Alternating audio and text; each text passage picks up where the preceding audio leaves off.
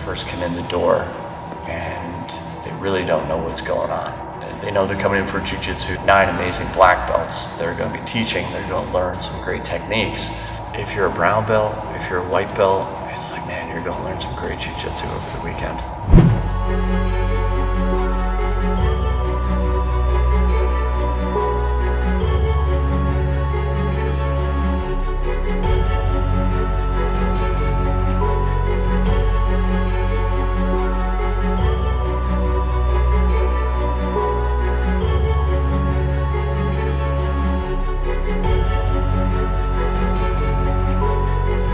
Each black belt brings something different to the table.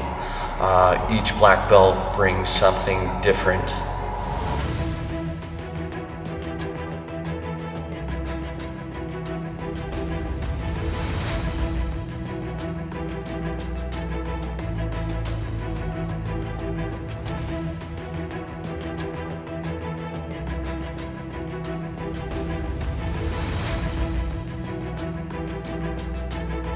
It's so gracious of them to share their time and their techniques. My foot, it doesn't matter, okay? Now a lot of people try to choke the person here, but this doesn't really, not gonna really choke him, okay? What you have to do when you wanna choke someone is very simple, because this here will have to choke him immediately. And they do it because they love it. They love the, what we stand for, the event. He thought he's gonna give like a half strike because I missed just half strike. Just half. I was asked 2 years ago. This is my 3rd black belt for butterflies. I was asked 2 years ago, kind of as an alternate. Another black belt had to pull out from the seminar that they were about to host in Connecticut. And one of my good friends here, James Foster, another black belt, he messaged me and said, hey, they're looking for another guy. Do you want in? I was like, absolutely. I responded right away and they called me and we set it up from there. Ideally, if I can catch him like his bottom and hook my head all the way over, perfect. Why? Because I'm going to take him over this way. I'm not going to let go of this grip. Okay? Keep in mind, this whole series, you guys, is everything based off this last one. So Jake goes to try the same style pass, and I missed that, and here I am.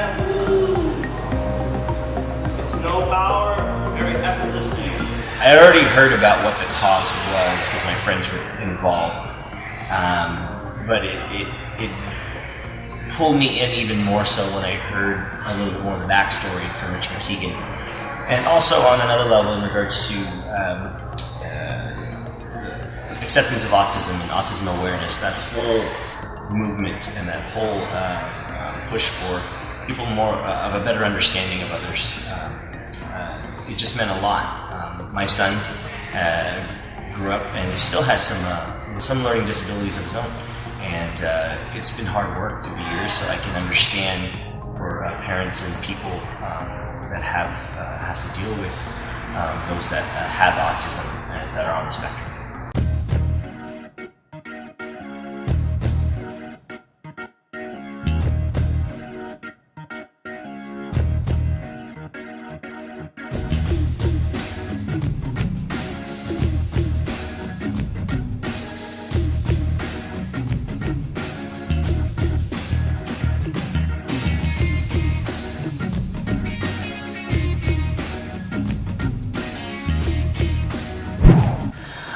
What do I think I bring to Black Belts for Butterflies? Well, I try to be a unicorn and bring unicorn magic. But really, I try to bring a different perspective. A lot of women who teach jiu-jitsu, a lot of the high-level black belts are 120 pounds or less, and I am not that. I think I bring a different approach to jiu-jitsu from being a big woman. There's a lot of big men out there teaching, but not a whole lot of big women teaching. And I try to teach like embracing your assets and your attributes and not being ashamed of being big or strong.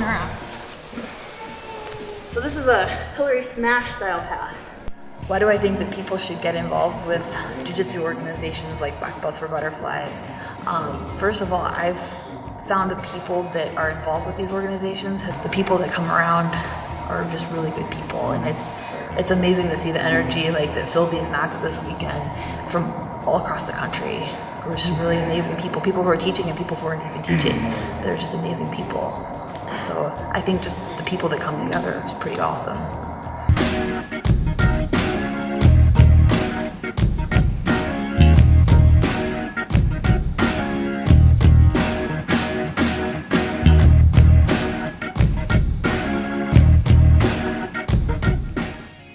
Kick, pull, turn, try to take the back. Reach through, distract them a little bit, and then look, I start to little sit and put my hook through here, and I adjust this by pulling it through. And I want to crunch down and try to put my elbow to my belly button. Yeah. And it should be just a really nice choke. Okay, let's go. 1, 2, 3. Just do it slow, but you gotta, don't fucking kill each other. You know what it is, like, I was super hyperactive, I was probably OCD, I was probably a lot of that stuff. My dad was like, look, there's something fucking wrong with this fucking half-breed kid. And so I'm gonna have to put him into sports. And so I played every sport under the sun. It didn't matter what season it was, I was in the sport. If it was swimming, it was swimming, it was whatever. Running, badminton. So needless to say, if there was an activity, I was in it because you would occupy my extra energy and brain cells that were like totally firing for no reason. And I think that's what jiu-jitsu does for autistic and or special needs kids. With all seriousness, besides all the crap that I talk. I think it's cool that everybody's from other teams because it shows that we're unified behind a one goal. And I don't think that the thing about what team everybody's from doesn't even enter into my head at this point. At that time, I'm like, I don't give a fuck what team these guys are on. I know that we're doing this for a good deed, and it's all about the good deed, right? So it definitely, for me, it's cool because I get to meet a bunch of cool people. I mean, the seminars are fucking awesome, and I'll fucking do 1,000 of them a year if I could. I can only see it being accepted as really something really cool.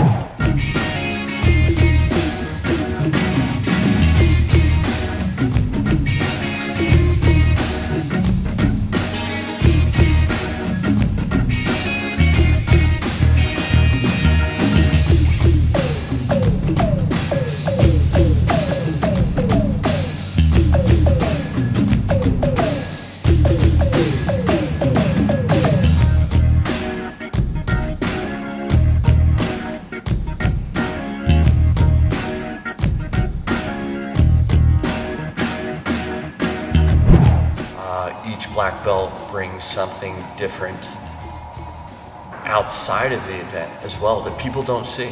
There's so much that goes beyond just the event. So it's the text messages, it's the Facebook messages, it's the phone calls, it's the emails, it's the personal touch, it's the talking to them at dinner. There's so many things that go on before an event and after an event. So, and each one has separately, really affected me personally. So it's like, how do you sit there and say something so small and simple about someone that's affected you greatly? That would be tough.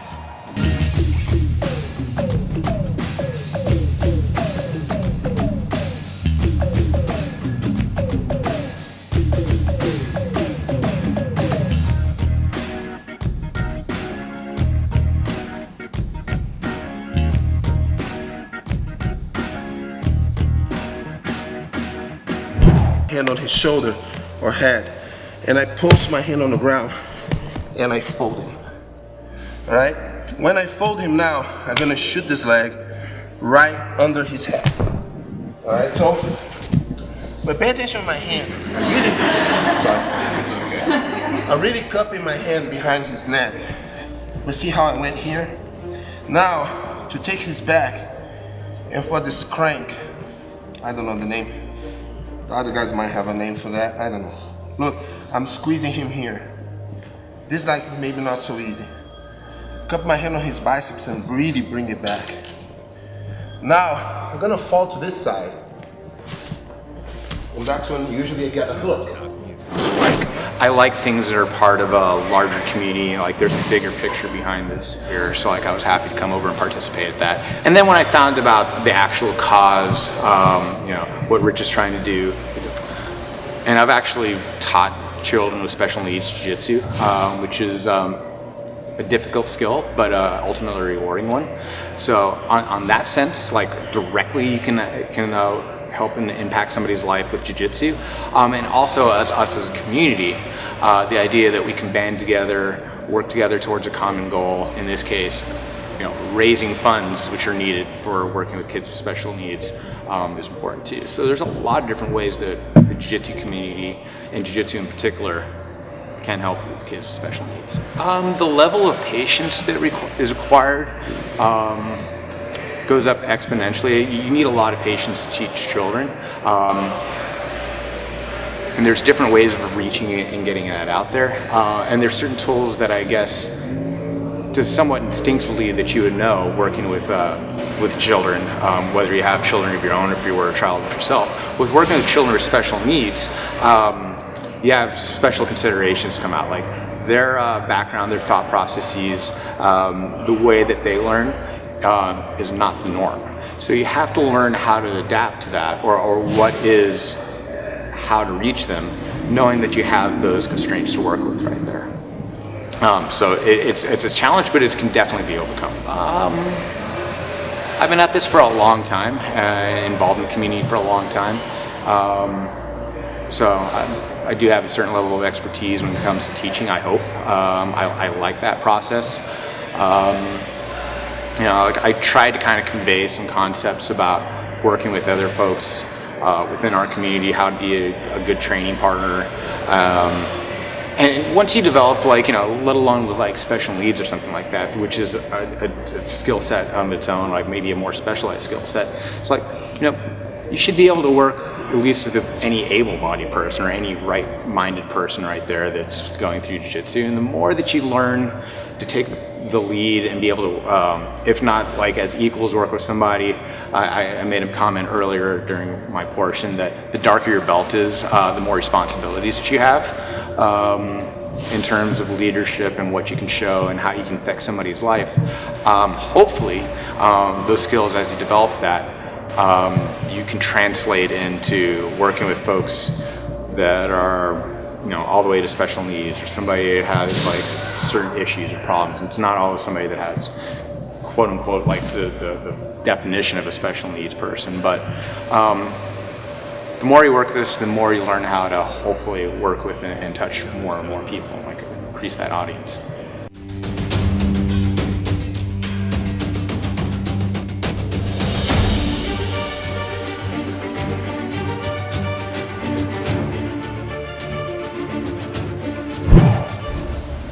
I'm in a position to do something. I have a black belt and I won these titles, but they don't mean anything. They mean something to me, and it serves to make me feel good about myself, like, oh, look at what I have accomplished. But at the end of the day, that's not going to make a difference in anybody else's life, except for mine. So being able to be part of an event like this is how I get to positively impact somebody else's life. It's not about the titles, it's not about the gold medals. The world has plenty of those, plenty of champions, plenty of people to win tournaments and win championships. But the world could use more people willing to step up and say, let me fight for you, and let me be your voice, and let me be an instrument or a tool to help you. And people will remember that forever. My legacy isn't going to be being a world champion. But that's not going to be my legacy. My legacy is going to be, how did I make a difference in someone else's life? How did I make that person feel? It's important to remember that we are in a position because people look up to us and they think, oh wow, they've accomplished all these things, but I don't want people to remember me that, like, oh, she came in and she was just this champion from whatever tournament, doesn't matter. But she showed up and she cared, and she was kind, and she wanted to hear my story. and she's helping me get my story out into the world. And for that reason alone, whatever is important to somebody else can be important to me too, because it's going to make a difference, and it's going to echo and ripple, and maybe that person will make an impact in somebody else's life, and then that person, and that's when change can really happen.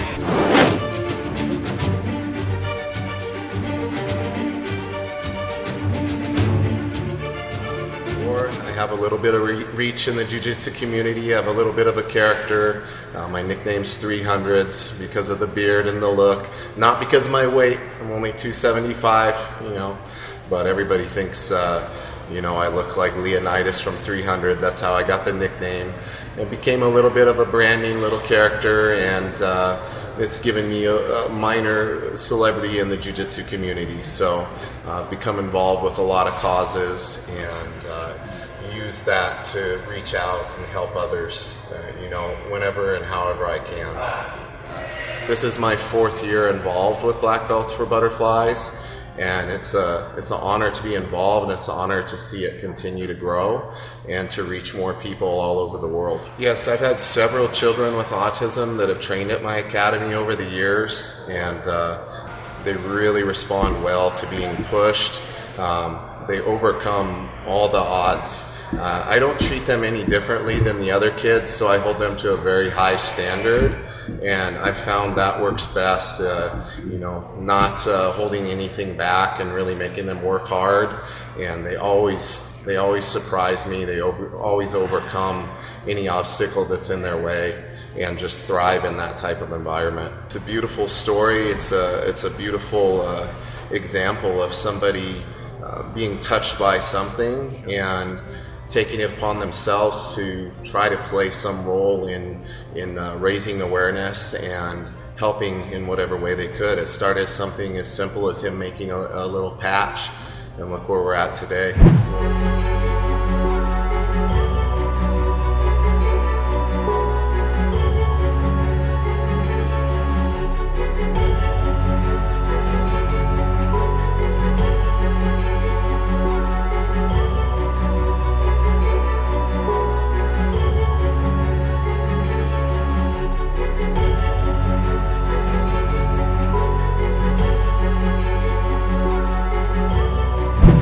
Shoulders leaning real heavy on the back of the neck. I am a Nazi about being on the balls of my feet. I like to be on the balls of my feet as much as possible. You'll see me also switching my weight very frequently. I'll clasp, and then I go to my second grip. My second grip is meant to be able to get me past his elbow here. So I'm going to be here and here. Okay. Now the next position here we're going to go to is position number 2 in the 4-point drill, and I'm going to try to get my left knee right behind his ankle here. Okay, as quickly as possible. What matters is that when we get to these positions of influence, is that we help utilize that to get to as many people this information as possible. You know, there may be people out there that may be experiencing with their family members, with kids or otherwise symptoms of autism that might not have seen this otherwise. You know, some people that might be in denial about it. You know, and this goes with the submit the stigma type of idea as well, you know, mental health and things like that. If we can bring awareness to this, maybe we can help curb some of the negative effects of the experiences they're actually feeling. These individuals are going through currently. Maybe if we can bring awareness to them and say, hey, look, you know what? We're here for that cause. We're fighting for it, and you know, it's okay. It's okay to feel bad about it. You know, we're here for you. Let us help support that, and let us help drive that rhetoric to the community so we can all build together. Does that make sense? About when I was talking earlier about some people, autistic people, they can't walk very well, they can't speak very well. I know when you guys see Kurt hobbling around, you might have thought I was talking about him. First thing to do is to make your opponent sit up. Pin his legs to the ground. As soon as he sits up, lift, pass. Okay? The main goal now for Black Belts for Butterflies is to raise awareness to autistic children. Our perspective on what autism was, what autistic people deal with, what their families deal with. Autism classified as a neurodevelopmental disorder characterized by impaired social interaction, verbal and nonverbal communications with repetitive behavior. There's no blood test for autism. There's no scan. There's no x-ray. There's no urine test. It's classified by a group of behaviors. I have an autistic child, my son. You know, one thing was evident the day he could walk, he was hyper. He was hyperactive. As soon as he was walking, he was running. We dropped him off at kindergarten. Have a good day. And they called us the first day. You have to come have a meeting. And we went to them, and they basically told us that he had to be in the special ed program. Couldn't be in the regular class. That was hard to hear. So, and anyone who has hyperactive children, they're difficult children. They're not easy. It's hard to take them outside. It's hard to take them to the public. It's hard to take them on an airplane or in a restaurant or in a grocery store. It's just not easy. Autism is a wide range of disabilities. There's mildly high-functioning autistic people, and then there's low-functioning, very severely autistic people. If you met a severely autistic person, you probably knew it. Their disabilities are very evident. Some of them are unable to speak. Some of them have trouble with their fine motor skills. If you met a mildly autistic person, you might not have known it. Mildly autistic people sometimes just come off as a little strange, a little weird, or a little odd. You know, as a parent, you feel like it's your job to take care of your child. And your child is suffering, is struggling. You're trying to help them. You don't know how. And we tried everything. We did. We spent money we didn't have. We're just trying to find a way to help them. Journey. And our goal was we were going to find a way to help them. The therapies that are available for your kids are hard to come by, at least in this state. And, you know, dealing with their schools and the, you know, teachers that don't stick around very long, or they don't, you know, they're not, you can tell that our kids need people that are 100% committed, and there's not a lot of teachers that are 100% committed to the kids. The medical profession's kind of the same. Once your child receives a diagnosis, they're not very helpful. You know, they just want to keep you on the normal medical path that neurotypical children are. And for a lot of us parents, that's just unacceptable. You can't treat the kid that different the same way that you treat the kids that are typical. I would like there to be a rethinking of the process. I don't believe that children that are at birth need to be given chemicals right away. I don't think that some of the medicines should be preserved the way they're preserved. I think the thinking of, well, we've medicated these problems to extinction. So let's stay on this path. Well, if we've medicated these problems to extinction, why can't we rethink that process now? Now that there's not an epidemic of whatever it is, let's just give these kids a chance for their brains to develop, for their bodies to develop, for all their systems in their bodies to develop. And the answer, it's infuriating at times, it's always no. It's a resounding no. We're not going to do anything to alter what we do. It's just, you know, essentially what they're saying is tough shit, and that's unacceptable.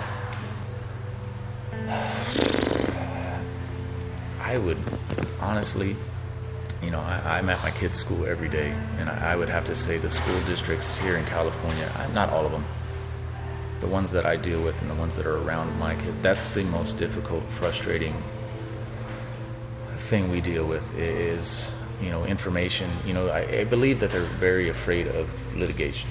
So they're very afraid to share any information. They're very afraid to say the wrong word because, well, you're going to sue us. Well, you know, parents might not be as pissed off as they are if they were kept in the loop a little bit. You know, this is their kid. It's very personal. It's very personal to them, and I understand that this is their job, but this is our child. And a lot of times we just need to be kept in the loop. I think that might be where the problem lies, because I believe that at least the parents that are active, like me and my wife, I believe we're saying the things we expect someone to have a natural human being reaction to, and it just isn't. Not that I expect to get my way all the time, but it's very rare, at least in my situation and the situations that I speak to other parents about, it's very rare that we get our ways without litigation. You know, so we have this cycle of them being afraid of litigation, we don't really want to do that, but they won't tell us anything because they're afraid, and then even when they do say something to us, they're still worried about what they're saying, and it's just, if I could say anything to them, it's, man, if it's a job to you, then it's the wrong job for you. If you're not here to help, then what are you here for? Because we need people that are actively trying to make these kids' lives better, to make the parents' lives a little bit better, you know. And to be honest, you know, my life gets better when my kids' education program gets better. If you can just put a face with the word autism, if you can make it personal for people, that maybe it's the community that is where it's most beneficial for the autism community, and to get involved in jiu-jitsu and have people have a personal experience with autism. Maybe they don't have a kid on the spectrum, maybe they just know somebody that knows somebody. Instead of having awareness, we have a little more acceptance, a little more open-eyed experience instead of, I know somebody down the corner.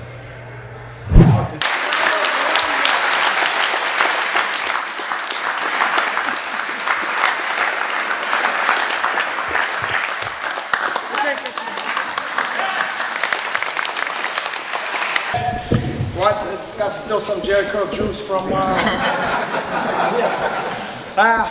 but anyway, look, I had a hard time coming here because, you know, there was kind enough, Hitch was kind enough to bring me here and then put me to a head hoof in. And they left the light on for me, but they also left to me this fucking guy here. They left a husky Mexican gentleman to sleep in the fucking bed next to me, and this guy was snoring all night. I got about an hour and a half sleep, okay? So that's why I was not back trying to catch some Z's over here, so I can have I can have some energy for later on. I'm gonna watch the fights, have some alcohol, whatever. Also, I'm gonna provide some for some of the, how many single mom you have here? We're gonna hang out later. I'm gonna give up free privates. My privates is gonna be free tonight, and we're gonna have that. Okay. So anyway, but all joke aside, okay. Okay. Yeah. You know, I don't do a lot of charity stuff unless it's for my own charity, which is called Henach's Kids. Okay. And all the proceeds go to back child support. Because I can't afford that one, and somebody gotta get paid over here. So we usually do that. How many of you guys, the first time you seen your Uncle Henach on the Flash? And some of you may be seen before, but you know, don't take for granted being able to saw me for the first time. Okay? Because that's an experience that I'm never gonna have ever again. Because I remember the first time I saw myself, and it was sobering, and it was giving. But and then, you know, and you have to imagine this, okay? You gotta imagine, for you guys, you see me here, you see me in the flash, yeah? Okay? Babalu. But never mind Babalu for now. You guys is seeing me in the flash, okay? Myself, I'm never gonna see me like that. I'm only but a reflection. Think about that for a second. Think about that. Never in my life I'm gonna see why you guys get a chance. If only I had that one, the opportunity when I was growing up to have that. People like me and Luigi. Where's the Luigi? Oh, there you are. He's way back over here. But you know, we didn't have that opportunities when we was, you know, here and all that stuff. So, you know, you guys say this, that time is now, okay? You're gonna enjoy it. And this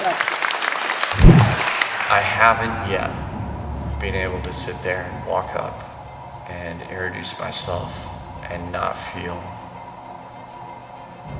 absolute joy of seeing all the participants on the mats.